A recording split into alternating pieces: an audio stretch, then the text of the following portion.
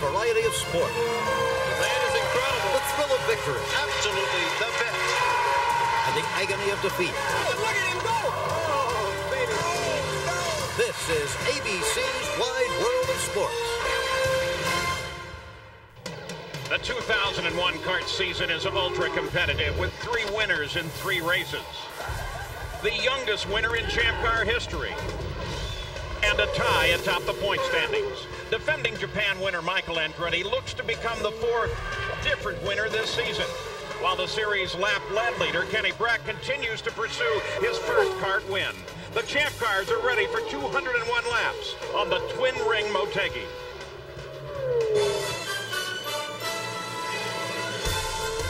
Japan is rich in history and tradition.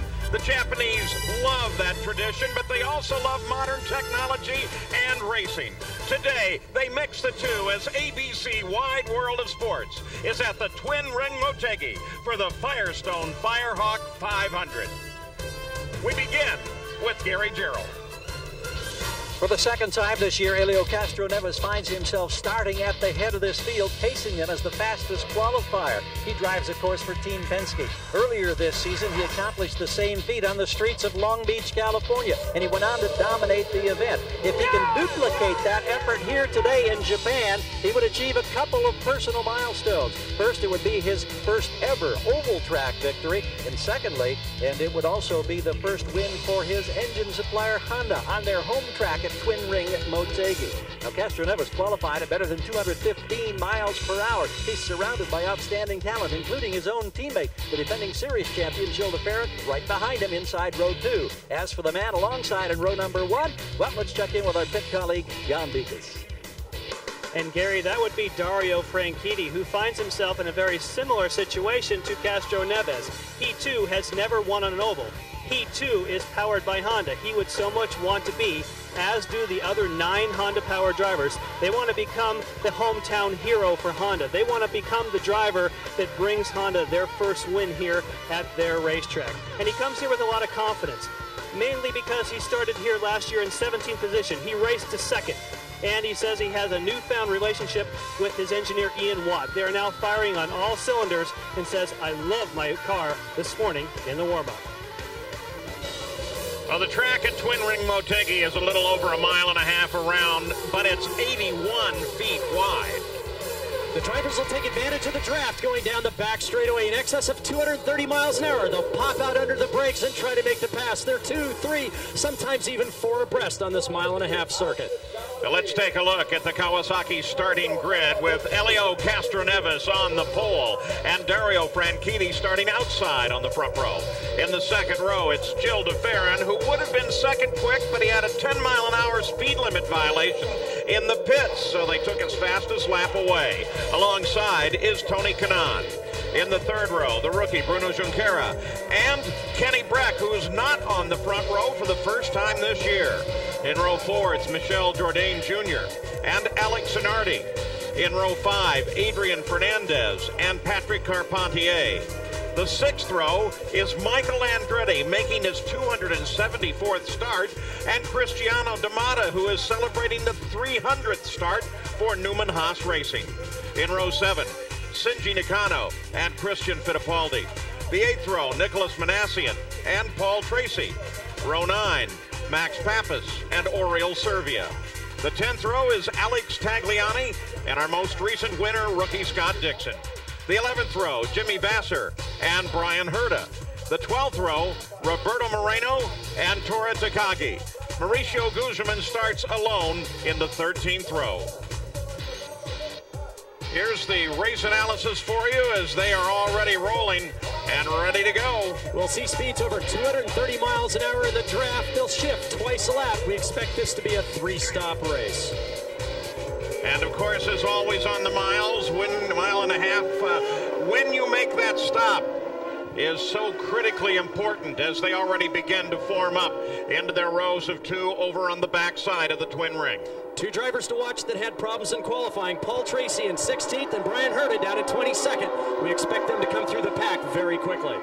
Also, Michael Andretti, as we noted, starting well back there, too. We'll try to keep an eye on him as well. Helio Castroneves Along with Dario Franchitti, brings the field off of the fast last turn. They go green. I'm a little surprised they went green with that one. Castroneves was well over and in the lead as they came across the line. Franchitti drops into second place. We see Kanaan and DeFerrin side by side through 2 and 3. Whoa! Car in trouble. That would be Junqueira. A second car spinning. And so on the backstretch of the very first lap, we already have a couple of situations, though it looked like everybody got away mostly clean. Yeah, it looks like terminal damage there to the right front of Bruno's car, and there's Cristiano D'Amato we saw spinning across the inside coming off of turn 2. And consider the impact on the championship. Cristiano D'Amato comes into this race tied with Paul Tracy in the championship points battle. Damage on that car certainly means that the day is over.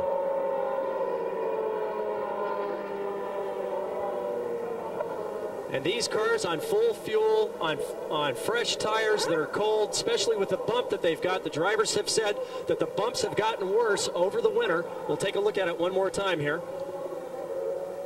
Obviously, Junqueira has some very serious problems there. Whether or not they can get repaired, it certainly wouldn't seem that that's logical. He could barely get the car stopped. And you can see he was right up against the wall there. Quick action on the pit crew getting back up over the wall. We take a look at the replay. You can see just getting on the power coming off the second corner. Bruno has the back end step out on power. He's trying to get the throttle, keeps the throttle on. We can see contact in the back. Cristiano D'Amato then making second contact with Bruno, gets spun back to the inside. Yeah, it's surprising that some of the people actually were able to get by in that one. We mentioned 81 feet, the track width. That certainly helped out here. Here's Bruno on throttle over the bump. Back of the car comes around. And then everybody else just diving for cover, trying to miss Bruno on the way out of the corner. So the yellow flag comes out halfway through the first lap. Gary Gerald. We're watching as Bruno has climbed out of the car and has come to the scoring stand to talk with Chip Ganassi and the crew. You saw that he was right up adjacent or right next to the pit wall as he came in. We'll try to get a word with him here just as quickly as possible. Try to find out what happened. Bruno, can you tell us what happened and what triggered that problem or incident over there? My car started to get loose.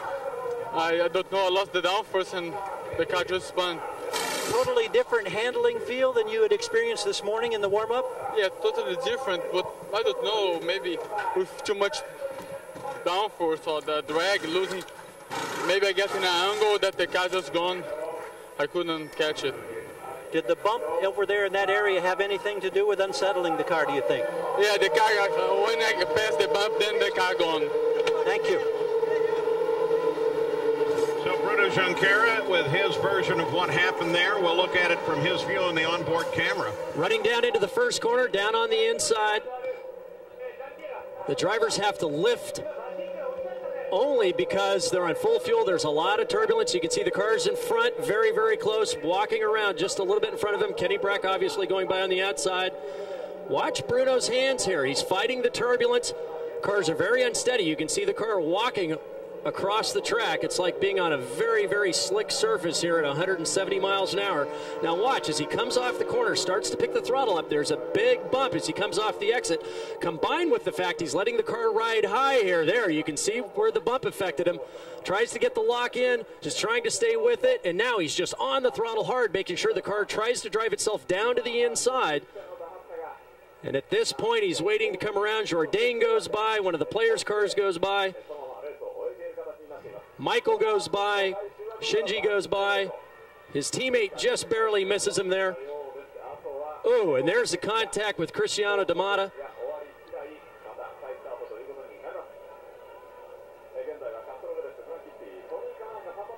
And as the remainder of the field got through without incident, which was a great surprise, there's Cristiano D'Amato. He was sliding sideways as he caught him, but heavy damage to D'Amato's car.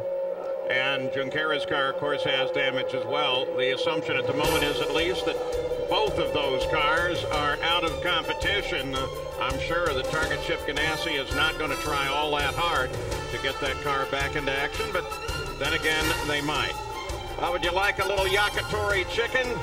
you can definitely get more than your share at the Twin Ring Motegi. 4 laps of run, all but 3.5 under yellow. Welcome back to Japan's Twin Ring Motegi, the CART FedEx Championship Series. Yellow comes out off of the second corner on the first lap. It comes off because of a spin involving first Bruno Junqueira. Whoa, you could hear him pick the throttle up, lift, pick it up again. Here comes the impact. Poof, big hit with Cristiano D'Amato. We'll watch from the onboard now of Shinji Nakano.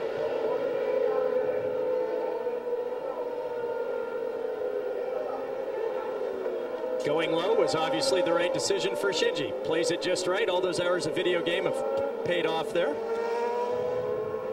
As we anticipate the green flag as they come across the line next time by, Gil de Ferran lost 2 positions just on that short distance on the start. Brian Herta went from 22nd to 17th, and Paul Tracy came forward 2 positions as well.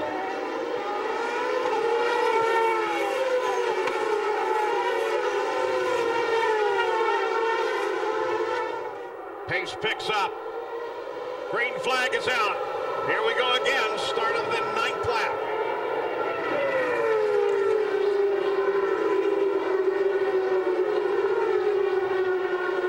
Coming single file and with the advantage of acceleration on the backstretch, Elio Castroneves pulls a bit away from Dario Franchitti. Oh, 2 come side by side into the corner there. Tony Kanaan sits in 3rd. Then Kenny Breck.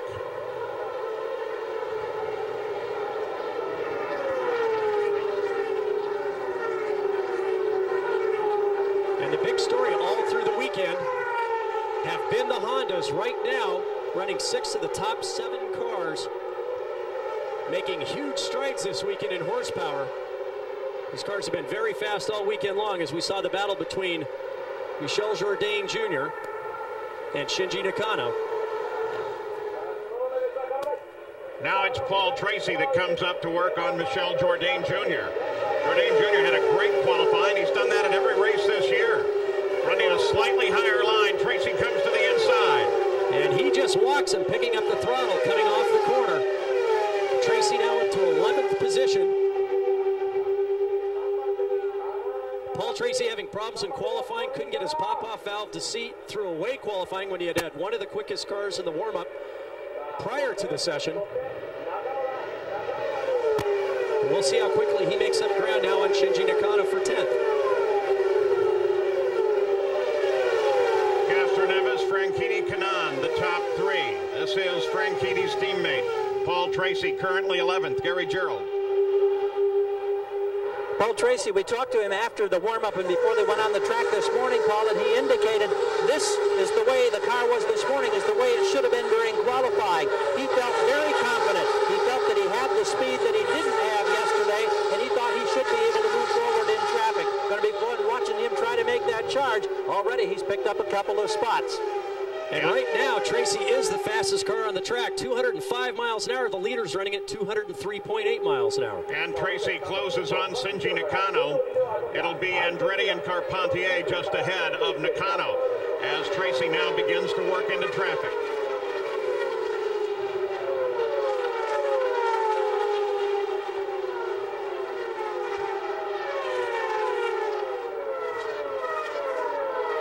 One of the keys of getting the car right here at Motegi is just not right for that one quick lap, but being able to run very close in traffic so the car isn't disturbed either by the bumps or lack of downforce it's produced by running in this buffeting of the cars in front of you. And Paul obviously very comfortable to run very close.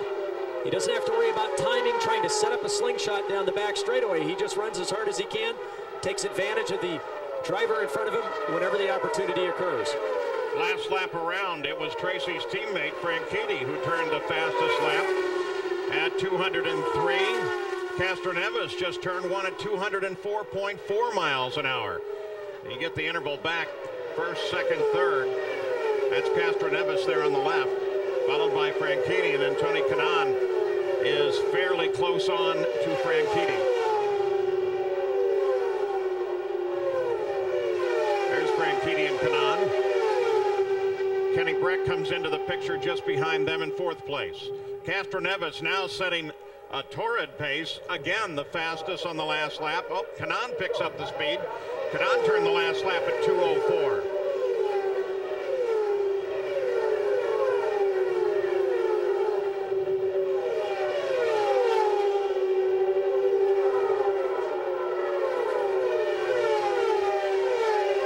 Every time you go out of the country, there are all kinds of special lodging arrangements that have to be made. But there was a very interesting arrangement, Parker Johnstone, for Tony Kanaan. He actually had a roommate this weekend. Well, he and his roommate of the weekend, Tony Kanaan and Cristiano D'Amata, had a bit of a problem just after Nazareth. They were biking with Christian Fittipaldi and Max Pappas in South Florida, and they had a big train wreck. Tony Kanaan, the recipient of the losing end of hitting the asphalt, has a lot of road rash down his back, left arm, and leg. Whoa! Tony Kanaan just forces his way around Dario Franchitti and into 2nd place. Boy, Kanaan is on the roll. And he's been very quick all weekend long. He and his teammate, a renewed Alex Zanardi, had struggled earlier in the year. Both of these guys with Monon Racing going very, very quickly. Let's go to the pits again. Gary Gerald. Paul, a quick update on 2 drivers. At the start of the event, Michel Jourdain stalled a couple of times and was late to join the field. He got his position back as they came down to green, but he is running without any electronics on his steering wheel. So he's having to do it kind of the old-fashioned way in terms of communication. Also a problem for Brian Herta as he tries to move forward. The line on his drink bottle in the cockpit somehow broke. He's telling the crew on the radio that he's getting constantly splashed as the water comes out of that drink reservoir that he had hoped to be able to use for some 300 miles here today. Well, the temperatures at the Twin Ring in the mid-70s, so extreme heat would not be a problem. Therefore, you would assume that he has enough liquid to be able to make it through, but who knows what he needs there with that hot engine pounding along behind him. Well, you can see cockpit temperatures of 130 to 140 degrees, even on a 75 to 80 degree day. Really, it's the distraction from the concentration necessary. I've had the drink tube come loose inside the helmet and spray the inside of the visor. There's no way to clean that off, but yet it's just, even if it's loose inside the cockpit, you dump a liter of fluid into your lap, it does take your mind away from the job at hand at 230 miles an hour. Tony Kanaan begins to close down on the back end of Helio Castroneves, the pole sitter who has led right from the green flag and through the long yellow. Well, not far from here in the village of Mashashko, about 20 minutes from the track, the artisans work on their pottery. It's called the greatest spectacle in racing, the Indianapolis 500. Join ABC Sports Sunday morning, May 27th, live at 11 o'clock Eastern, 8 a.m. Pacific for a Memorial Day weekend tradition. The 85th running of the Indianapolis 500 is on ABC. Back at the Twin Ring Motegi, since we've been away, Alex Tagliani came into the pits unknowing what the reason was. We'll research that one for you. Paul Tracy got around Shinji Nakano. Brian Herta got around Oriol Servia. And up at the front, we're now beginning to see a battle develop between Helio Castroneves and Tony Kanaan. And Castroneves caught Mauricio Guzman in the first lap car just perfectly. Kanaan had whittled it down to a half a second gap. But now Castroneves has stretched it back out by a couple of tenths of a second. Tony Kanaan still trying to charge on Helio Castroneves. Jan Bikas. Yes, Paul, and I spoke with his engineer, Eric Cowden, and said the handling of the car right now is absolutely where they want it to be. It's perfect. And obviously, both these cars are Honda powered, and an interesting note for Honda. They have a factory nearby in Sayama, but today is Saturday, not a usual race Sunday, so therefore it's open for production. So they've got a whole group of people down there working at the Honda factory. They can't be here in person, but boy, are they watching carefully to see what happens here at Motegi. Traffic ahead. Now comes the fun part. Alex Tagliani came back out onto the course. The observers are now monitoring his car. It may be showing some smoke or some oil spray. We'll keep you in touch.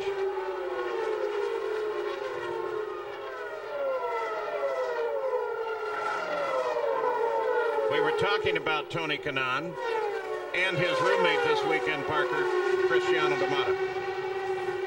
Michael Andretti in trouble. Slows down, but then he appears to pick the speed back up.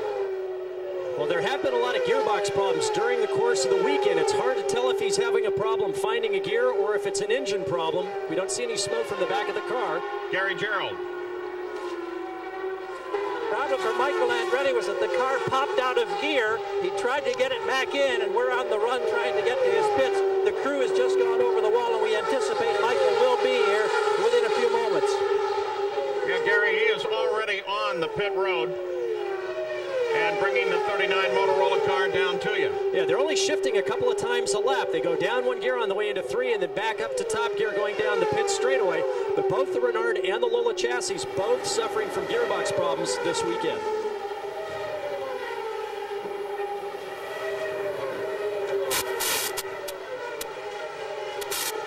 Pretty casual approach to that car.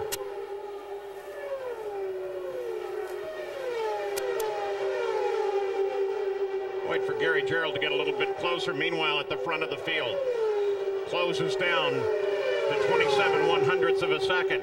And Tony's knocked another 3/10 off this lead. He's running now about a half a mile an hour quicker, but it's the traffic. They're now behind Toru Takagi, one of 2 Japanese drivers in this race, and now he gets the big toe. Kanaan tries to make it inside, can't do it.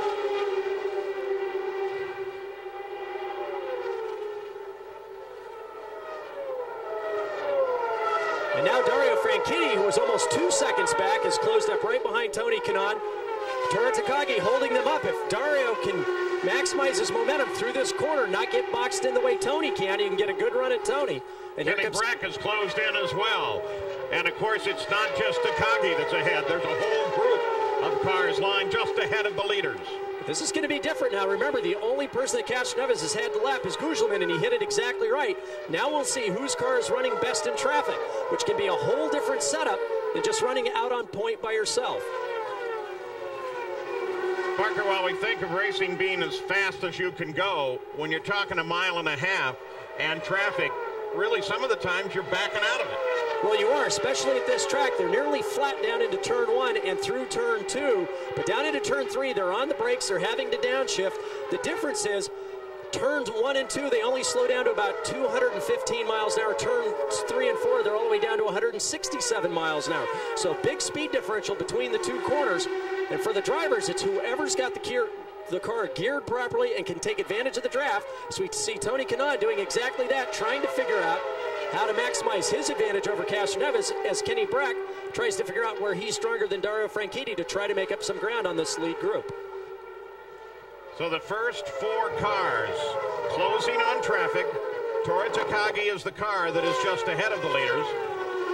But there are other cars there as well. And now even Jill DeFerrin, who is riding in 5th place and got a terrible start, fell backwards and is trying to come forward. And DeFerrin's beginning to close from 5th as well, and right behind him is Alex Zanardi. Well, we can see Castroneves had a good run that time. He went down the inside, Toru came down, took the air off the car, and Castroneves had to back out. It's exactly at that moment that Tony Kanaan has got to be ready to take advantage of Castroneves when he's been closed off by Takagi to see if he can't get around him.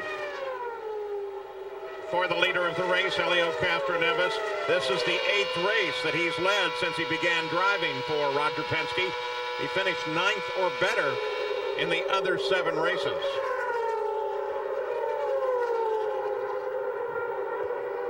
He can get up there, but he can't really get around him. So Helio Castroneves is working on his 42nd lap at the Twin Ring in Motegi and moves out trying to get around. Looks like he was going to get past 3 as Michael Andretti steps out of the car. Michael's day is done. A long trip all the way to Japan for very little result for Michael Andretti. So there they are, the top 6. 41 laps of the 201 are complete. We'll be back after this message and a word from our ABC stations. Welcome back to the CART FedEx Championship Series. Some of the drivers in the series right now. On point and leading the race is that man, Helio Castroneves, but he is not leading Tony Kanaan by much. just as we were going away, you saw that they got around Tochigi. And the front four all have stayed closely together, though. They were able to maneuver almost as a group. Alex Tagliani had a further problem and has pulled off of the race course in the last few seconds. And once Castroneves got that hole open with Tochigi, as you said, this whole group came through. Now all of them turning 201, 202 mile an hour laps. Kenny Breck, the fastest man on the track now at 204 miles an hour. But it's Alex Zanardi who's been consistently turning laps in the 204, 205 mile an hour range. He and Gilles de Ferran will be joining this fight in just a few laps. With Michael Andretti out of the race, here's a stat that I'm sure Michael is not very happy with. In going all the way back through last year, Michael has DNF'd in 7 of the last 11 races. Gary Gerald. Michael, I know this was gearbox related. What happened? Could you not upshift or downshift? When I went to downshift, I couldn't get it into 5th gear, and then I finally found a gear. And then when I went down into turn 3 again, and it just popped out of gear, and then I couldn't find any gears again, and so something broke in the gearbox. Prior to that happening, how were conditions today, and was the car better? Because I know you were disappointed in qualifying. The Motorola car was awesome. I mean, I think we were just buying our time waiting for traffic, and then I think we were going to start to move up because the car was actually pretty perfect. Thank you. Well, now we're beginning to look at cars starting to turn for pit road. Shinji Nakano is one, Adrian Fernandez, his teammates, another. If they want to make it a 3-stop race, they have to go 50 laps, and they're right on the number. Alex Zanardi is in, Jan. Yes, he is, and he is having a routine stop at the moment. We can see that his teammate, Tony Kanaan, is set up, just waiting for the last bit of fuel. Zanardi is out of here, and now it'll be for his teammate to come in here and get service as well. Tony Kanaan has already begun slowing as they came across the line. He had slowed so much, in fact, that already Kenny Breck is being shown in 2nd place. Here is Kanaan's stop. Good strategy by the Mo-Nun team, splitting their drivers so they don't have problems on the way in or the way out of the boxes. Yeah, that was a nice quick stop for Tony Kanaan. Again, they're getting the tires done very quickly. Everybody taking every ounce of fuel they can. Elio Castroneves heads for the pits. Kenny Breck picks up the lead of the race. There's Castroneves, Gary Gerald. Castroneves comes in. He has the luxury of a bit of a split between he and his teammate. Has to lock up the tires. Gilles de Ferran will be behind him. Routine service here for Castroneves. They hope it's the first of 3. Revs are up. New tires on. He's rolling in just under 12 seconds. Good stop by the Penske team. Kenny Breck still in the lead. Paul Tracy and Gilles de Ferran both on the pit road, and Brian Herta has a problem. A lot of smoke, no show of flame. Who knows? Well, we've noticed this is a new specification for Hondas. All the leading Hondas have come into the pits now, with the exception of de Ferran and Tracy. Kenny Breck at the point with that Ford power with Carpentier behind him, still out on the racetrack. So, the first time this specification of Honda has been raced, we can see that it's not quite getting the mileage, although it is producing great horsepower. And there we can see Paul Tracy, a great stop, comes out in front of Elio Castroneves. Comes out in front of Gilles de Ferran. Breck still out, Breck still the leader. And now he's on the pit road. So Breck has carried it almost 54 laps before he found it necessary to come in. So you're looking at almost 4 additional laps from Kenny Breck. That could become a big factor at the end of this race. Kenny Breck still looking for his first win in the CART FedEx Championship Series. Former winner of the Indianapolis 500. Gary? We watch from a pit away from his teammate Max Pappas from the back of the car. Everything appears to be routine. They had a misfire this morning in the warm-up that had them greatly concerned. They addressed the problem. He pulls away just as Jimmy Vasser rolls by on pit road. Everything looks routine for Kenny Breck. And at the same time, Christian Fittipaldi at pit in is getting his service. Again, another quick change of tires. Wow! 11.82 seconds for Fittipaldi. Oh, that was a great stop. Scott Dixon picked up the lead of the late race with those stops. Kenny Breck came out into second place. And it looks like of the 3 manufacturers, the Toyotas are getting the best mileage at this point. Remember, Dixon was our last race winner, the youngest winner in CART history. And now we'll see how this all shakes out as they pick up a draft. Turn around the outside, it looks like Jimmy Vasser there. Dixon, Castroneves, Breck, Kanaan, Paul Tracy. Those are the top 5. And here comes Dixon in for his stop. He'll be making this stop on his 56th lap. Boy, he gets the mileage award. There's no doubt about that. Scott Dixon is going to also get the same type of service. We're going to be waiting to see if they make any wing changes here. And in fact, they do. Stick a whole bunch of wing out of the front of the car for Scott Dixon, meaning that thing was probably getting a bit on the loose side. Boy, these teams have really been performing quickly here on pit road today. Have seen very few mistakes. And so with that stop, Elio Castroneves picks the lead back up. Now, Dixon stopped during that early yellow, so that was actually his second stop of the day. And look at this. Vasser's in there. And he's trying to battle a little bit, even though he's a lap down right now. He's trying to get that lap back. But with that round of pit stops, look where Paul Tracy ended up in 3rd place. Great pit work by Team Cool Green. Remember, Paul Tracy started way down the list in 16th place. On lap 58, he's now up to 3rd. Jan Biekes. Cristiano D'Amata has now made his way to pit road. Did you get hit from behind in that accident on the first lap? Yeah, I couldn't see whoever it was. Somebody told me it was Max. I haven't had a chance to see the tape yet. But everybody started to slow down for the Junqueira accident, and probably Max didn't see it. It wasn't. Is it a case on the start of a race you have to be very careful because of those tire temperatures? Did you also have a bit of a loose car at the start of the race? Was your car also loose? I'm not sure what happened to him. In my case, everything was fine. We were actually quite heavy on downforce. If it wasn't in control, it was just somebody hits you from behind. There's nothing you can do. And as a championship point leader, not the kind of day you were hoping for. Well, in that battle of the pit stops and his run on the track, Paul Tracy came out of the pits in 3rd place ahead of Tony Kanaan. Now he and Kanaan battle.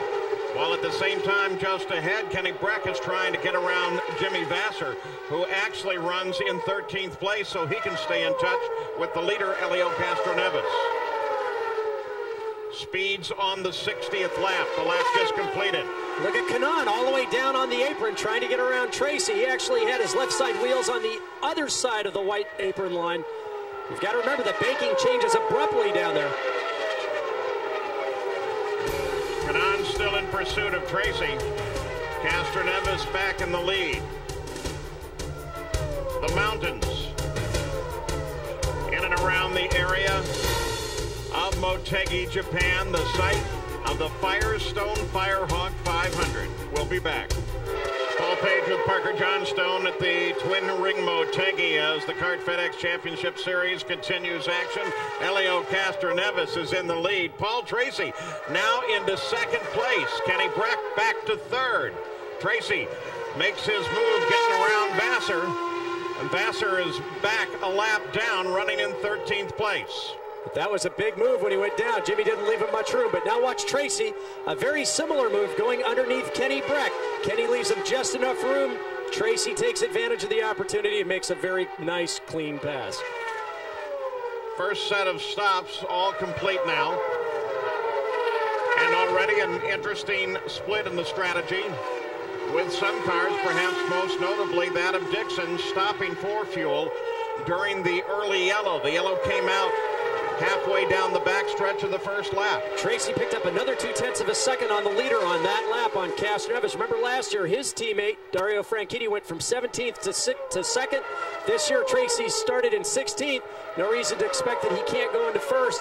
He's been very happy with his car through the morning warm-up. He's been consistently one of the quickest cars on the track. We'll see what the interval does on this lap as they cross the start-finish line.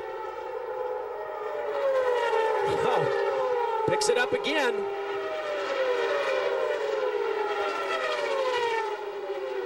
We now watch Dario Franchitti working on Jimmy Vasser. Franchitti sits back in 5th place.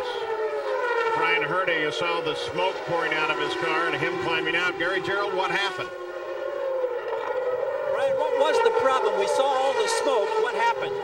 Yeah, the header broke, you know, so if it wasn't for bad luck this year, so far we wouldn't have any at all, but, you know, we've had good cars in the race, and we didn't qualify that well here, but we had a good car in the race, and we were moving forward, so, you know, I guess we'll take that, and, you know, say we'll get them next week, but I guess in 2 weeks out of Milwaukee. We had the early report that you had a problem with your water bottle. How did that work out?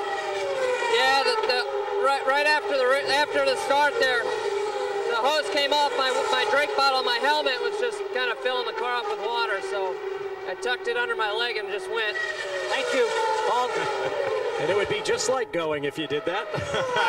Take a look at this fight for the lead. Castroneves, Tracy, Breck, and Kanaan. And this all right group, together. This group, Paul, of Castroneves, Tracy, Breck, Kanaan, Franchitti, DeFerrin are all within just over 3 seconds of one another. And then there's another big gap back to the next group of cars, which includes Zanardi, Fernandez, Nakano, Jourdain, Fittipaldi, Pappas. They've lapped everyone now through 13th place, coming up behind Max Pappas. Paul Tracy's going to want to try to set this pass up so they can take advantage of the draft off of Castroneves, hoping that Castroneves... Oh, look, there's a problem with Tracy. Tracy gets way off to the right side, slows and falls back. He's trying to get down off the line as his teammate goes around him. Once again, I wonder if it's a shifting problem. Remember, they only shift 2 times a lap, but the problem here is, Paul, that as you're heading down into turn 3 at over 230 miles an hour, it's got to be a very gentle blip of the throttle in order to engage those gears. I think the drivers are over-revving and hurting the dog rings on the downshift. Gary Gerald. Paul Tracy had just been on the radio prior to that complaining that he had too much understeer. Obviously, the balance of the car not to his liking, and it almost cost him. Yeah, but this is something much bigger than that, Paul, because we know that Paul Tracy can hold on to just about anything. He's got a mechanical problem with the car exceeding any sort of handling problem. Yeah, totally off of the pace now. You saw that near miss as Jimmy Vasser came around and had to go high while Castroneves went low. This, of course, brings Kenny Breck into second place. That's Max Pappas just ahead of them. And Tony Kanaan sits back there in third. Jan Beekes. The answer to Paul Tracy's situation is just as Parker had surmised. It is a gearbox-related problem. He is called to the pits and said he cannot find any gears. John Anderson here making the motion with his wrist. We don't have any gears in the gearbox. Paul Tracy, boy, he was hoping for a big one today. You know, there are racetracks that I would understand that on. The smoothness of the Twin Ring Motegi would not really be one of them. But as I said, the problem here is that you're only downshifting a few hundred RPM going into turn 3. You don't have the big rev change that you do on a normal road course. So what's happening is I think the drivers are over-revving. They're damaging the dog rings going down into the next lower gear. And then, because it's a sequential gearbox, it's not like they can select 4th, 3rd, or any other gear. There is nothing left. If they can't get to 5th, they can't get to any of the other gears. Paul Tracy is in. Jan Beekes, you're right there. Yes, there's a lot of smoke at the back of the car. Paul Tracy climbing out. And of course, if it's gearbox related and you have smoke, to me that means you have broken gears. And so that's a much more serious situation than just something small that they could fix on pit road. Back watching the leader now. Castroneves with Breck, Kanaan, and Franchitti right behind him. Our thanks to our colleagues from Nippon Television for their support in the coverage here this weekend.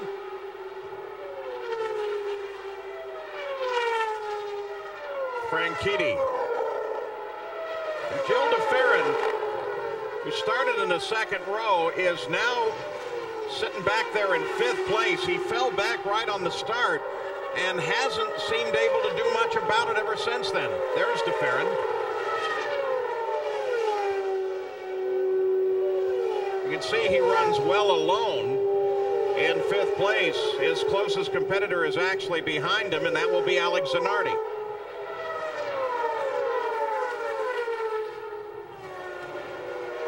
Paul Tracy out of the car now, settled down a little. He's with Jan Beekes.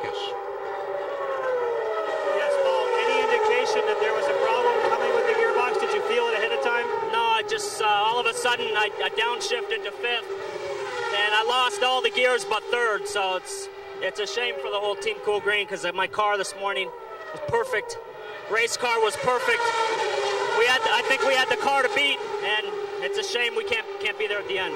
It's a surprise you'd have lap. Yeah, I'm a little bit surprised, but, you know, that's life, I guess, and we'll go on to Milwaukee and try to win there. Thank you, Paul. So, gears for Tracy. His teammate, Frank Keedy, is sitting in 4th place right now. So you have a little time bomb ticking at the back of the car. Well, it's Honda, Ford, Honda, the top 3 in the Firestone Firehawk 500. Back at the Twin Ring Motegi, the battle continues. It's Castroneves in front. Kenny Breck is working on him just as hard as he can. Breck now closes up behind as they come across the line. That's Max Pappas just ahead. And Breck comes down to the inside. Breck has Elio Castroneves and takes the lead. So it's now Breck, Castroneves, and Tony Kanaan. Boy, that was a nice, quick pass. Kenny Breck got a great run coming off the 4th corner, picked up the draft perfectly. Castroneves did a little defensive driving down towards the middle of the track, and Breck just took him going down the inside of turn 1. A little further back in the field, Adrian Fernandez, currently 6th. Alex Zanardi just behind him, and just back a little further. You know, the Japanese crowd is going to be excited about the fact that Shinji Nakano is definitely in this fight, sitting back there in 8th place right now. And this is a great run by a group of drivers that have struggled all year long. As we look at Fernandez, Zanardi, and Nakano, these guys now running 6th, 7th, and 8th. Terrific drive by all 3 of these drivers. And Dario Franchitti's gotten around Tony Kanaan. Franchitti now to 3rd. Jan Bikas. One of the things I've been thinking about, Paul, is about the Hondas and when they stopped on that first round. And, of course, Kenny Breck has a Ford. It makes me wonder if the Honda teams are needing to save a little bit of fuel now in this part of the race. And Kenny Breck may not have to turn his fuel back quite as much. I think that's making for some great racing right now. And from what we've seen with this new spec Honda engine, lots of power, but remember, they were the first to come into the pits. We now have a Ford on the point. Keep in mind, Ford was very, very fast at Texas, and behind them, nothing but Hondas. And remember, too, that this track is owned and constructed by Honda, so it's a major point of prestige and honor here. They want that win. They certainly want to rip it out of the hands of Ford. And Honda's been on the pole here at number... Look at this fight. It's Castroneves now being overhauled by Dario Franchitti for 2nd place. And we can now see, well, he's coming back, but we saw Tony Kanaan moving up to join the fight as well. Has to make you wonder if Castroneves' car has gone off a little bit. You can see how slow he is coming off the 4th corner. Remember, that's where Kenny Breck got the great run on him. Yeah, but since this is a track where overall speed makes a world of difference, you have to wonder, as they're approaching the 2nd stop of the day, if some people aren't running fuel economy and willing to give a position. Well, that's what we've been talking about, is the Ford getting a little better mileage than the Hondas. The Hondas producing more power. Maybe they're having to conserve. Remember, they've got to go at least 50 laps to make this a 3-stop race. We're coming through lap 95 to 96. They've got to go at least 4 more laps. I think the Hondas are running into fuel economy problems, while the Ford, at the point with Kenny Breck, doesn't have such a problem. Castroneves working a much higher line, tries to come back at Franchitti. And he's got to be careful. That bump coming off of turn 2, the higher you go, the worse it is. Take a look at the upper left-hand corner. Those are the last pit stops for the key players in this run right now.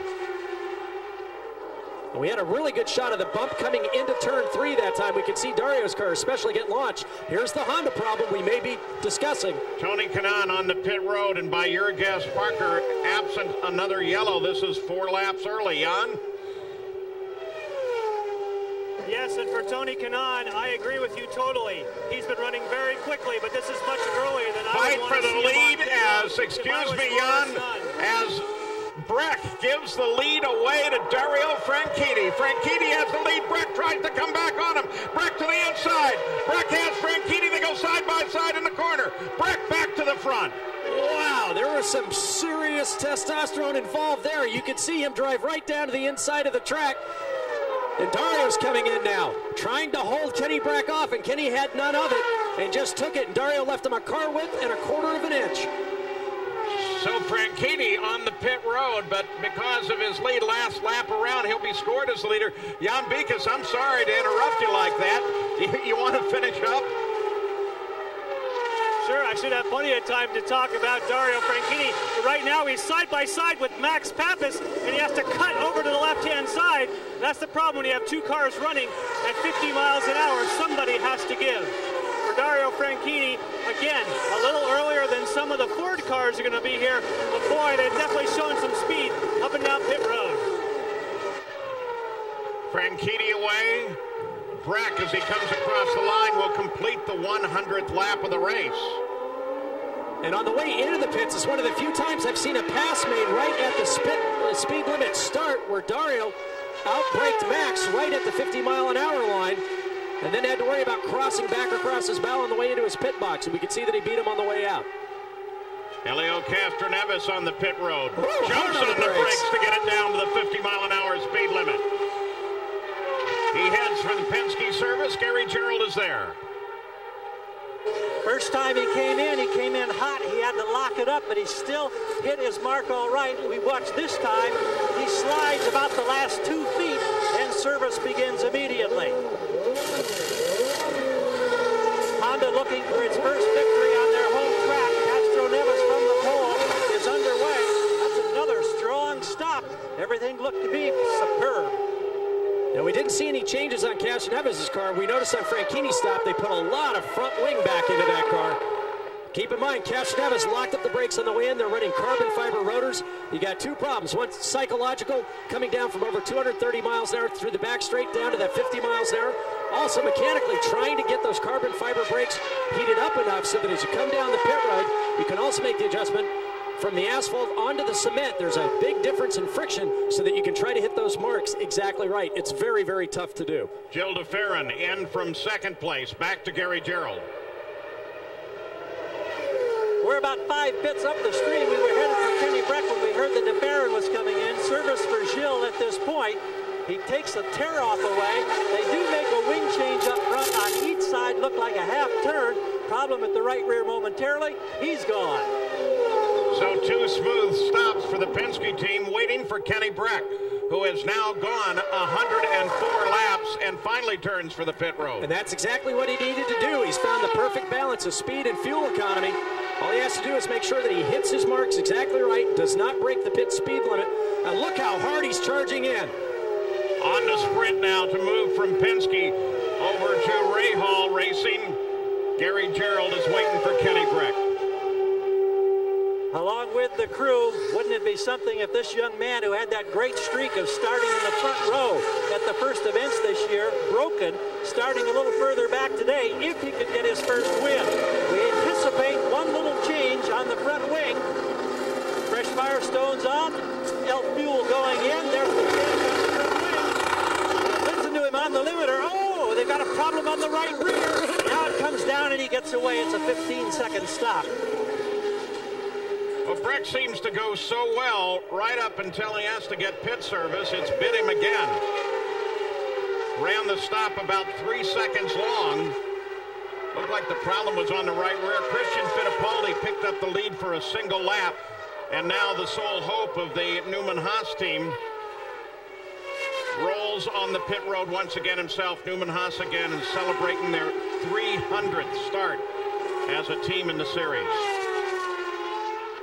So Kanaan now's the leader of the race with Elio Castroneves right behind him. Kenny Breck, you see him there in third. First and second are just about a half a turn ahead of them on the 106th lap now in the Firestone Firehawk 500. We'll be back after this message and a word from our ABC stations. This Wide World of Sports update brought to you by Speed Pass. Today's way to pay. It's free from mobile. And our mobile update focuses on Michael Andretti making his qualifying attempt for this month's Indianapolis 500. His Saturday speed of 220.747 wasn't going to cut it, so he withdrew the car. And then Andretti requalified on Sunday at 223.441, putting him 26th in the starting field. Here's how the rest of the CART gang did in the first weekend of qualifying for the Indianapolis 500. Of course, qualifying continues at Indianapolis. Bump day. Plenty of coverage across the ABC networks ABC, ESPN, and ESPN2. For more, log on to ESPN.com. Well, back at the Twin Ring Motegi, it's Tony Kanaan that is the leader. Helio Castroneves in second place. Kenny Breck is in third. But the whole game now is when you do your next pit stop and how well you do it. Kenny Breck is in third in part because on the last pit stop, they had a faltering problem on the right rear. Kenny hits his marks. Keep your eye on the right rear tire man. Gets the tire on, starts to spin the nut on, but has a problem. They dropped the car too soon. The car comes off the stub axle. Now it's spinning. He's not on the brake. He's back on the brake. They get the wheel nut on. 3 extra seconds. But Kenny Breck right now back in third, but is catching up to Castroneves at about 1/10 of a second a lap. On the track, it appears that Breck has, for the most part, made that up, and I'm not so sure, no matter what they had done in the pits, if he would have been able to come out ahead of Castroneves, but it would have been close.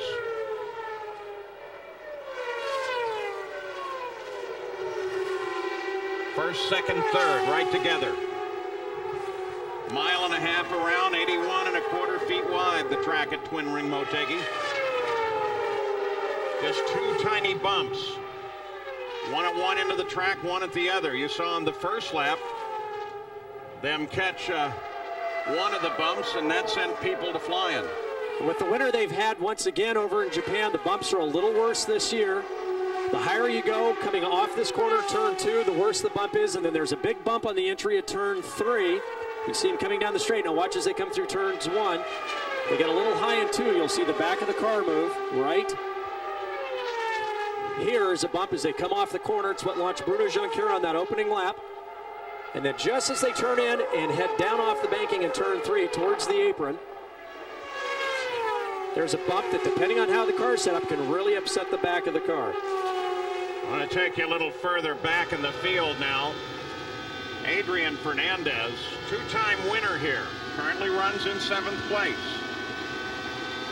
His teammate, Shinji Nakano, is right behind him. That's Alex Zanardi ahead.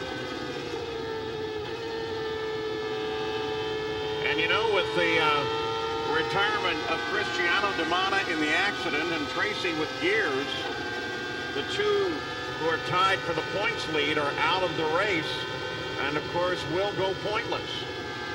So the championship will scramble again.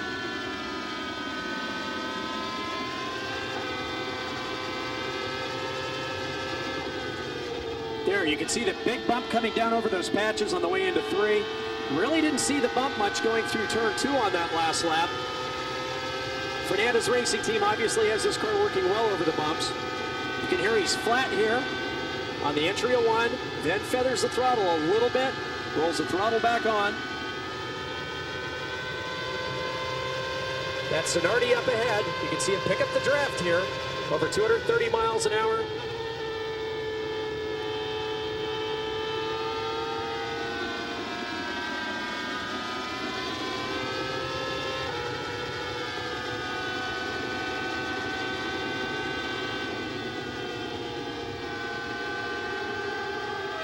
Shinji Nakano runs just back from Fernandez.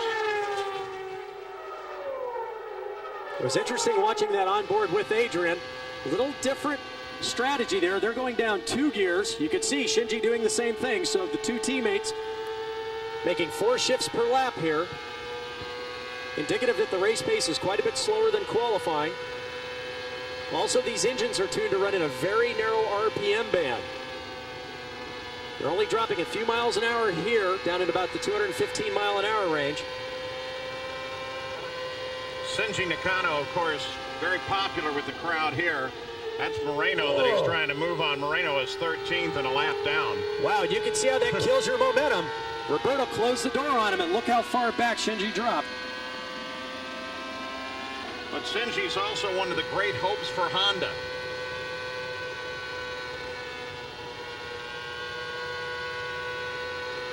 So Shinji Nakano, after having the door slammed on him, finally gets it rolling fast enough to come back up to full speed again.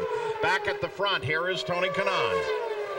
Castroneves is right there, so is Kenny Breck. Now they're beginning to close on Shinji Nakano.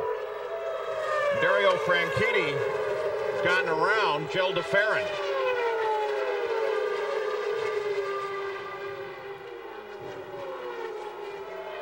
And an interesting game here, Paul. All the cars on the lead lap Honda, except for Kenny Breck in that Ford. It's fuel mileage versus horsepower. Now we have a report. Dario Franchitti may in fact be slowing as well. Remember Tracy with a gearbox problem. There's Dario. And this is not a regular stop, Paul. It's way too early. He has some sort of mechanical problem. Now Dario Franchitti, the last hope for Team Green, on the pit road, well out of sequence in the stops. And obviously Jan Beek is a problem that is far more than routine. Yes, they're rolling here on pit road. You can just tell by the body language of the crew that they know whatever it is terminal. We can see a little bit of smoke coming from the engine cover. And they knew ahead of time from the telemetry that it was not looking good. We'll try and get a further update for the exact cause of this problem. Franchitti, the Scotsman, climbs out of the car, goes over to talk with the rest of his crew, Ian Watt and the gang. Tony Kanaan is still the leader. Hondas now have the top two positions, but there's still a Ford nagging at him in third. We'll be back. Back at Twin Ring Motegi in Japan, Elio Castroneves and Kenny Breck are battling. Castroneves there, second place. Tony Kanaan is the race leader. Breck pushed up, tried to get under him, and lost a little bit of momentum and has fallen back. 133rd lap of this 201 lap run. Kenny Breck appears to be right on the fuel strategy to make his next and last stop about the 150th lap, which should then carry him easily to the end of the race.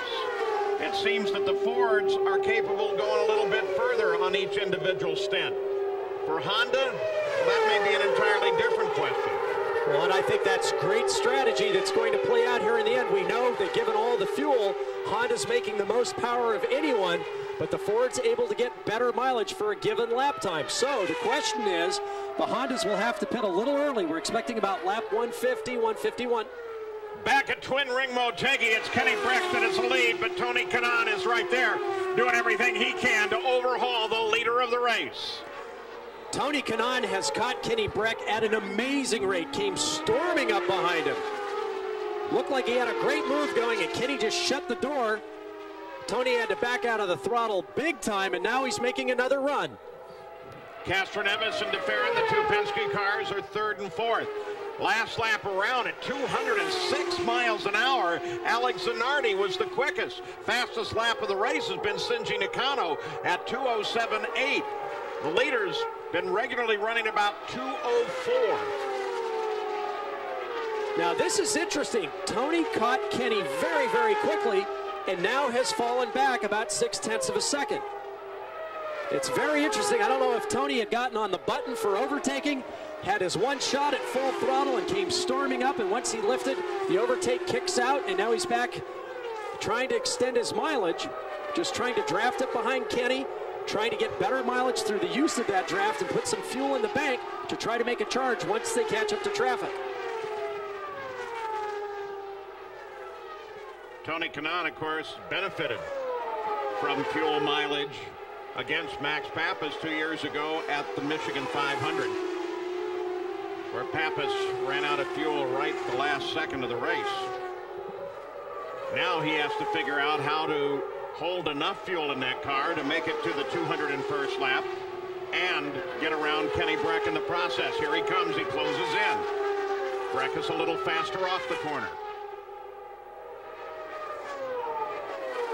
And this is the strategy that we talked about. Keep in mind, Kenny Breck got his first pole positioning at the opening round at Monterey. He's been on the front row every race this season except for today, where he qualified 6th. He's led more laps than anyone else. Ford's won every race at this track, and yet he's the only Ford in position to do so, followed by just a gaggle of Hondas. And now look what's happened. Kenny Breck has got more fuel in the bank. The trailing car, Tony Kanaan's got more horsepower. He just can't use it without consuming a lot more fuel. Moved around the slower car.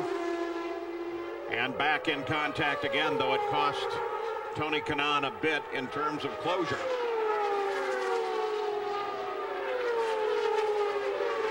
Both the Penske cars are running substantially slower the last couple of laps, in part due to traffic, but also one would assume that they've backed off a bit. They've been running in the mid-190s the last couple of laps. And Zanardi this last lap is the fastest car on the track at 204.4 miles an hour, gaining ground on DeFerrin. So we'll have to see now if the Penske cars now bring the speed back up as they work their way through traffic.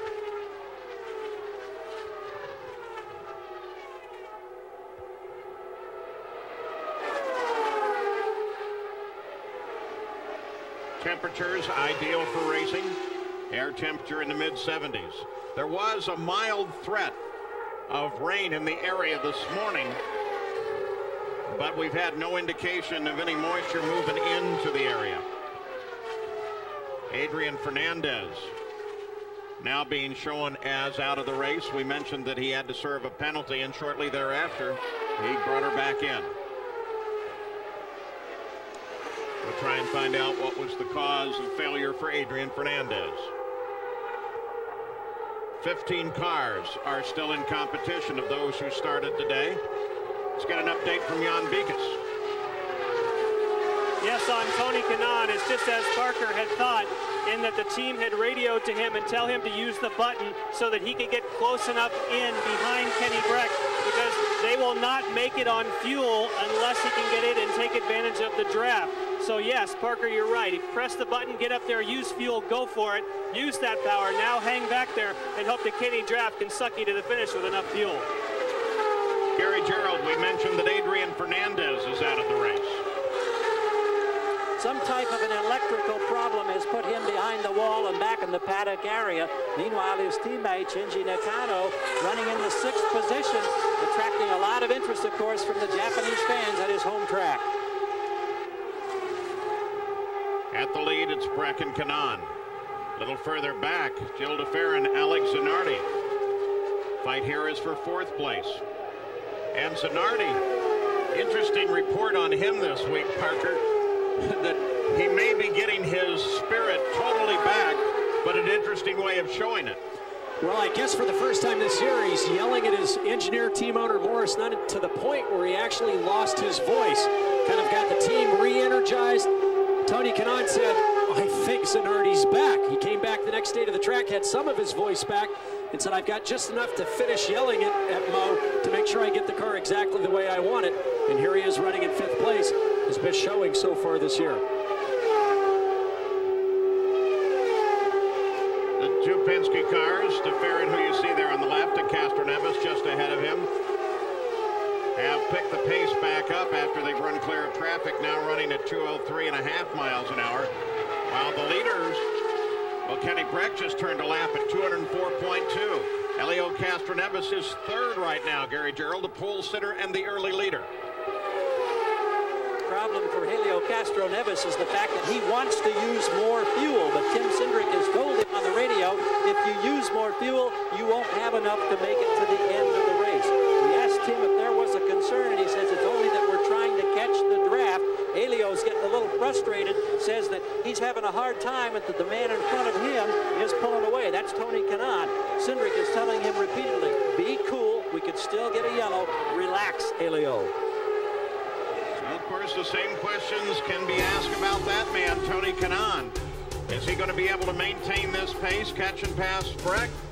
Or will he have to stop for fuel? It's a Ford at the front, and Honda's trying to regain some pace at Motegi. We'll be back after this message and a word from our ABC stations.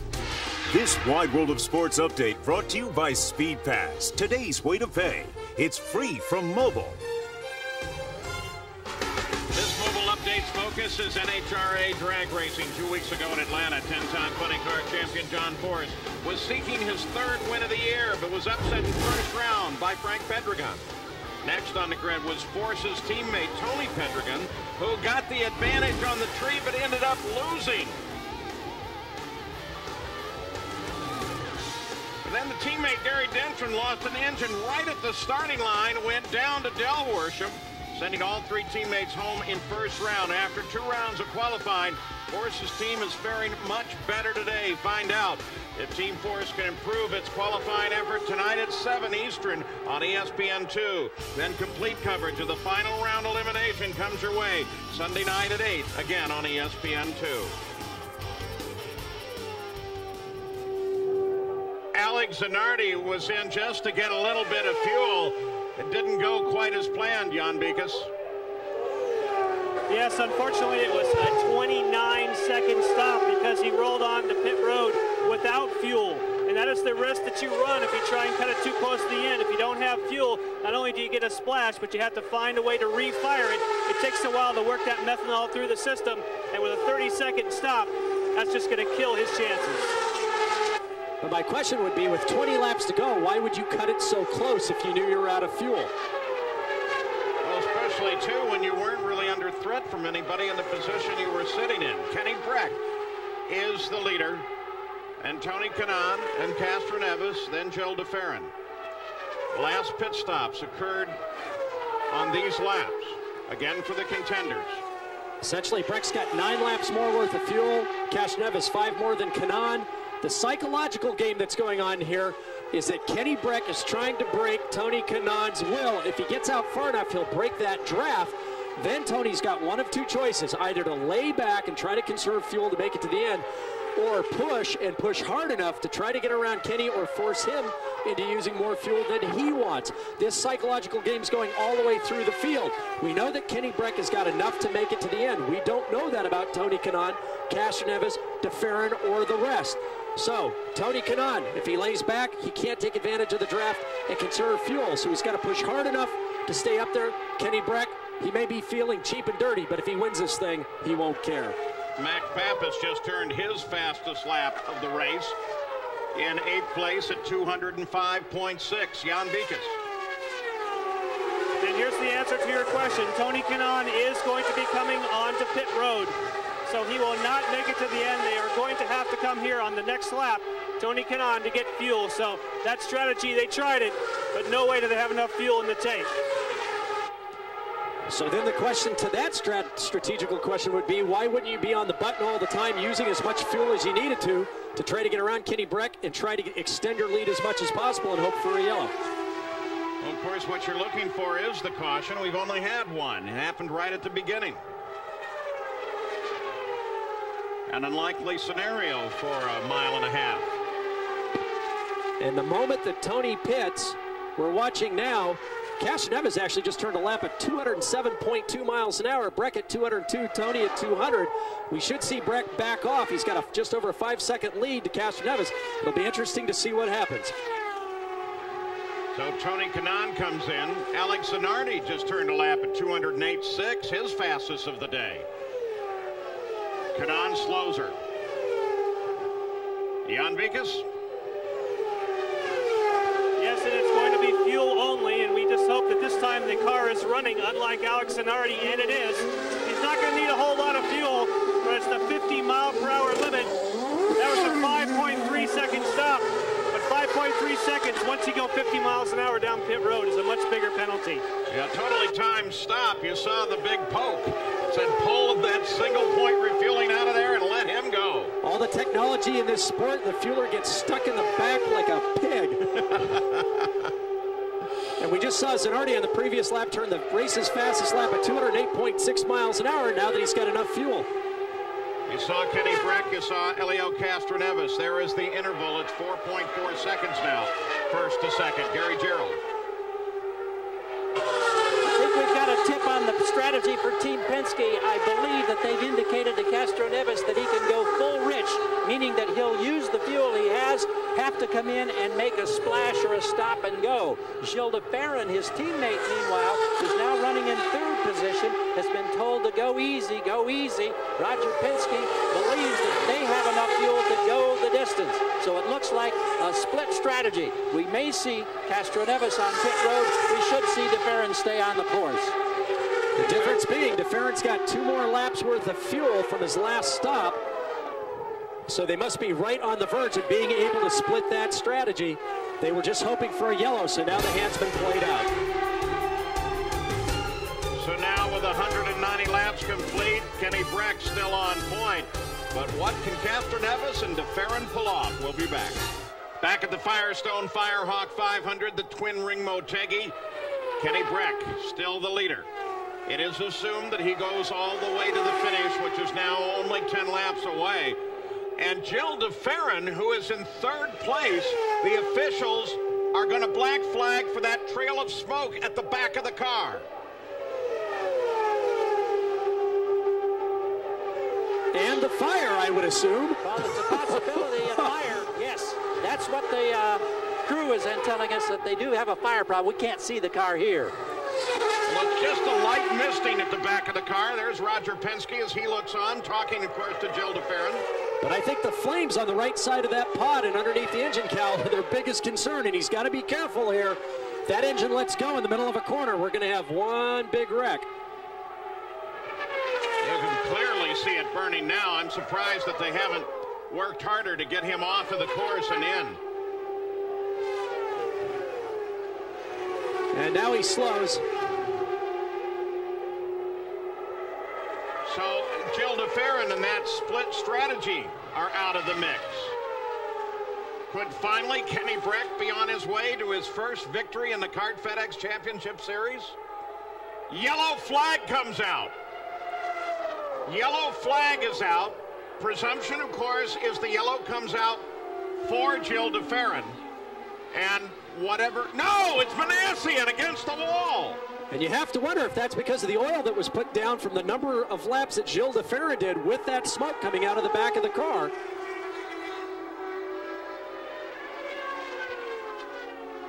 Looks like a pretty hard hit. Over in Kenny Breck's pit, they're going to breathe a little bit easier now with that one, especially if it can carry us all the way to the finish. And I guess DeFerrin. And I guess the question is, how quickly can they get this cleaned up with only 6 laps remaining? They had a similar accident in Nazareth. Took a very long time before they got it cleaned up. Of course, this kind of track, you get fuel, oil, water from the coolers on the side of the car on the track. You want to make sure that that's all off, so it does take some time to clean up after any incident. Kenny Breck, Ford, the leader, 195 laps complete, 6 to go. Back at the Twin Ring Motegi, moving to the final laps of the race, under yellow, Kenny Breck is the leader. Jill DeFerrin came into the pits, climbed out of the car. The safety crew still works with Nicholas Manassian's car. The question now is, can they get this track clean in time for a sprint to the finish? Now, given that scenario, if it is possible, Breck, we all have assumed, has had plenty of fuel to make it to the finish. Castroneves, we had an indication that they would bring him in if it stayed green to the finish and top him off. So the question, Parker, is with this yellow, is he going to be able to make it to the finish, and is he going to be able to mount a charge? Well, they're going to have to really slow down the pace under this full course yellow in order to get it cleaned up in time. And he'll have enough fuel left, Paul, to have a shootout between Breck and Castroneves. So I don't think we're going to have any problem with fuel. We can see Nicholas into the back of the ambulance. Now it's up to the crews to make sure the track's safe. The big question is it took Jill DeFerrin a couple of laps to respond to that black flag. As we saw the smoke trailing out of the car, was that the cause, I must think, for Nicholas Manassian's crash? Well, Nippon Television caught it at the end of the accident as the car was already against the wall and heavily damaged. The good news out of all of this, of course, is that Nico is in the ambulance and climbed in under his own power. Didn't appear to be injured. Jan Beekes. Roberto Moreno is in fuel trouble. They're trying to get him onto pit road. They have to wait for the pits to open, and he is on fumes if he has that. They're hoping maybe they can get him here, get him restarted. They're hoping they don't have another 30-second pit stop like we saw for Zanardi. Actually, they're hoping that he can get here at all. Well, the pits have remained closed till the pace car gathered them up. There's Roberto Moreno.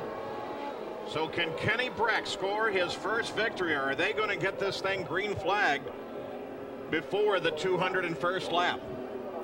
Well, that seems to be the question. Obviously, where they've put the oil dry is way up off the groove where he impacted the wall, so we won't have that problem. Obviously, they're going to have to do a quick track inspection, make sure the track is okay online before they go green. As we watched Roberto Moreno, he's up in top gear. He's clutching it, trying to coast as far as he can. He's got the engine leaned out as far as it possibly can and still run. Be interesting to see if he can get down to the pits so we don't extend this yellow. Well, it's the greatest spectacle in racing, and on Sunday morning, May 27th, ABC Sports invites you to be part of the excitement. Join us for the 85th running of the Indianapolis 500 live at 11 Eastern, 8 a.m. Pacific on ABC. And follow all of the happenings at the track online at ESPN.com, keyword ABC Sports. Gary Gerald. Well, one of the men who's soon to be headed for Indianapolis and hope that he has better fortune there is Gilles de Ferran. How much warning did you have that a problem was developing here? None whatsoever. Everything was fine. You know, we were just worried about doing good mileage to the end, and everything was great, really. And then without warning, you know, Roger, I heard a different note on the engine. Roger called me on the radio and said, bit. So that was it. You came by, did you see the black flag that they knew that there was fire at the back of the car, Gilles? No, I heard Roger call me and that was it. So, yeah. It's unfortunate, but, you know, we were running really well. I have to say the team did a great job. You know, see me and Ellen running together most of the race, and, you know, on to the next one. Well, it could be a blessing for his teammate because with the yellow, he may not have to make that splash for fuel, but whether or not we can get green and whether or not he can challenge Kenny Breck, that's the big decision. I imagine, too, there's going to be a little work. They're going to try to get one lap of green into this race. But there's probably also some negotiating going to go on to try to get a clear sail between Castroneves and Breck. You can see Oriol Servia's car is there. The CART officials are now reporting they are going to get one lap of green flag. Last time that we had first-time winners in consecutive races, 1986. Kevin Cogan won at Phoenix, and then Michael Andretti won at Long Beach. I'll tell you what Kenny's going to do here. We could see him scrubbing his tires. He's working the brakes with his left foot, making sure he's got heat in them. He's going to let this pace car gradually slow away. We can see Jim Swintel giving one lap to go. He's going to let the pace car pull away. He's going to try to start going on and off the throttle to get Oriol Servia directly behind him, who's now back out of this race. He's 10 laps down, in fact. Get him out of sync and put as big a brake as he can on Servia so that he can get to the checker flag without coming under attack from Castroneves. Jan Bigas are going to show him the white and the green flag at the same time. Yeah, and don't forget about Servia. The power plant in Oriol Servia's car is a Ford. And when you've got a Ford, maybe he'll protect the other Ford for their fourth consecutive victory here. Well, we can't listen to the two-way radios in Japan, but you can imagine that those frequencies are burning up right now. Castroneves drops well back. Well, he better time this exactly right, or he's going to find himself even further back than he wants to be. Oh, it's all timing and momentum at this point. And it's up to Breck as to when he wants to pick the pace up. Right now, he picks it up. See ya. Kenny says, thank you very much. Oh, goodbye. One more lap to go for Kenny Breck. A perfect restart. Kenny had them all covered. And finally, after leading so many times, I think, Paul, this will be his day, and Ford will win once again at Honda's home track.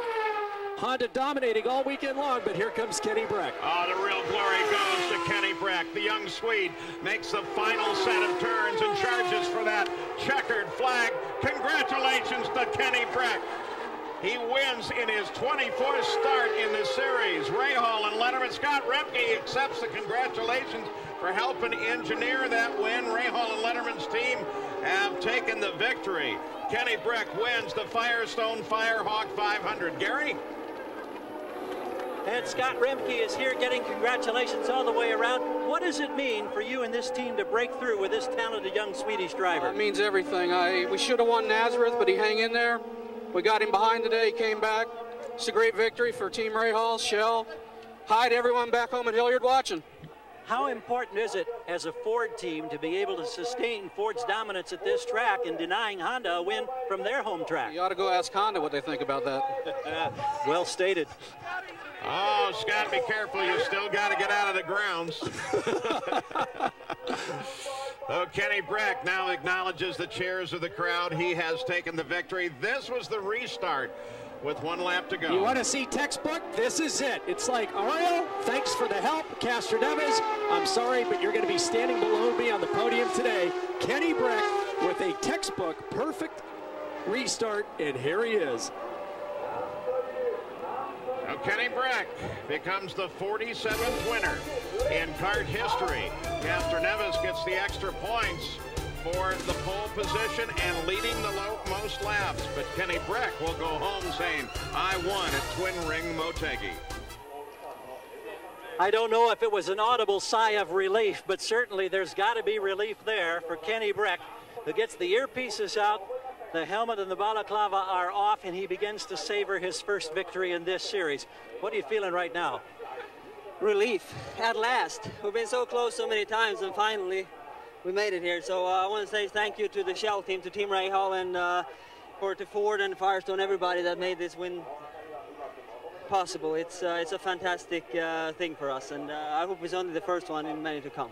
Kenny, what were you thinking in terms of the restart, and how concerned were you that there might be enough time for those Penske cars to come up and challenge? Well, I had a couple of cars caution behind me, and my car really, I don't know why, we've been struggling all weekend to get a good setup, but in the race it ran like a dream. It was a joy to drive, just like a Ford. The first time on the first pit stop, there was a little bit of a problem at the right rear that cost you about an extra 3 seconds. You went from first to third. How worried were you? Yeah, I'm worried. I was worried because, thank you, Scott, because to win these races, really everything have to be perfect. Luckily, we had really great fuel mileage, and that saved us, you know. But you can't afford that normally, but we did today, and because we worked good together, and you know, we just made it. Do you feel like a lot of pressure has been lifted off your shoulders? No, now it's just beginning, and we want to go after the championship, right? There it is, the man who stalks a championship, a first-time winner with championship auto racing teams. For Helio Castroneves, I know you said on the radio afterwards that you were sorry. How tough is it for a driver? I mean, there wasn't anything you could do. Your job was to save fuel, and when you save fuel, you lose speed. Exactly. I mean, here, because of the long straight, it's one turn, but it's flat out, and basically behind people, you save more fuel, and you by yourself lifting off. So basically, I was trying to catch a draft on the beginning to make sure that I was saving more fuel, and all of a sudden I lost between Brack and Tony.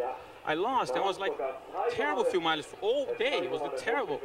And I was like, so, come on, let's go to grab a draft. And we were able to save. I mean, the yellow saved us, of course. And it's bad.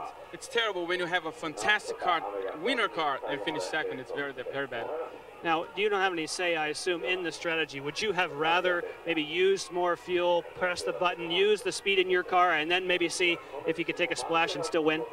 That's what I'm saying. I mean, I knew Brack would be able to make it, you know. So it's kind of a losing. The Cindric was doing a fantastic. Andy Bourne, I tell you, what a car he gave me. I didn't touch a bar. Oh, so it's good. I'm happy that I finished second because that's score more points. But I'm upset because I could climb the fence today. Well, I know you wanted to climb the fence. In fact, you had memorized it in Japanese. What's Japanese for you climb fences? It's a Atasha wa fence noboru. Well, guys, I'm sorry. I don't know how to say I'm sorry in Japanese, but hey, let's keep going. Now, talking about climbing fences, I know another fence you want to climb is the Indianapolis Motor Speedway. What's the next 24 hours going to be like? Because you're hopping on an airplane now going back there for practice tomorrow. Well, we're leaving right now. In fact, after the podium, going to Indy. We're going to make sure that we run Sunday, the warm-up, and a shakedown, do a full tank run, and wait for the big one. All right, have good luck. Thank you very much. Well, we're with Tony Kanaan now, and I know it's great to be on the podium, but it's not as great as winning. And it looked like you may have had the car to do that today. Did you think you had a winning race car? Oh, I mean, I knew it. I mean, since the weekend started, I knew I had a very competitive car. Morris and Eric, my engineer, you know, and all my guys gave me you know, the car to win the race. But when you go to a race like this, you play as a fuel mileage and pit stops and the strategy. You know, you have to count with some luck as well. I guess we ran strong all day, and I could do more than that. I mean, I couldn't pass him in the last top. So, did you have to play the fuel conservation game late, and did that hurt your performance? It hurt me a bit, and I had to play, yes. But when I figured that I wasn't able to finish the race before, you know, I had to make one more stop. What I did, I trimmed out, and I said, okay, let's go full power and try to get Kenny. And then I had to pit it. If it wasn't for that yellow, I mean, I think, you know, we had a chance, but unfortunately. I know that there are 9 of you Honda drivers who really had high hopes coming in today. How disappointing is it that they're yet to get a win here at their home track? Hey, Honda is in my heart. I feel sorry for them, but, you know, unfortunately, that's the race. You know, I wonder I could win in Brazil one time, and so that's it. I mean, we're going to try. We're trying hard. I'm happy for Maurice and for all my guys, you know. And I need to say thanks to Liz and the medical center that took care of me, you know, because, you know, as you know, I fell in my bicycle. Those bicycles could hurt you. Get up there in that podium. They got some hardware for you. Thank you. For Alex Zanardi, I know that we've talked about the Alex Zanardi being back. Certainly you were, but that running out of fuel really cost you. I know. Right now we got a black monkey hanging on our shoulders, and I've been through this kind of periods, but it's nice to be on the rising part of it, and I think this result, despite everything, gives confidence to everybody in the team, and we just need to try harder, because today was very unlucky, disappointing, because we had the car to do the job. Okay, and for you, how frustrating to have to save fuel when you have that kind of speed? No, we had the speed, and I wasn't in a fuel mode right at the end. I mean, we were committed to the pit stop, as well as everybody else. I mean, if it wouldn't have gone yellow, everybody else would have had to stop. And I've been gaining position every pit stop just by trying the hell out of on the way in, you know. And I think I could have got another couple of places and probably end up on the podium. But if it doesn't work, this doesn't go in the book, but I hope next one will. All right, we'll see you in Milwaukee. Thank you. Shinji Nakano down here being greeted by so many fans to be in your home country to equal your best finish in the CART Championship cars. Are you satisfied with your run today? Well, honestly, last yellow made a little bit of a difference. I think some driver had to come into the pit without the yellow flag. The last one, I could have finished maybe 2 or 3 positions more better. But basically the car was good during the race, and team did a great job, and they gave me a really good car here in Japan. And don't forget, we're the new team, you know, we're improving little by little every races. And I'm very happy with the team, and they're working really hard to get everything together. No, it is not easy for them, you know. They didn't have enough time to put everything together before the season. They had to work really hard with that strip. And I'd like to really thank for them, and I think just keep working on it. I think I'll be able to result will come. Great job. Progress being made. Thanks. Thank you.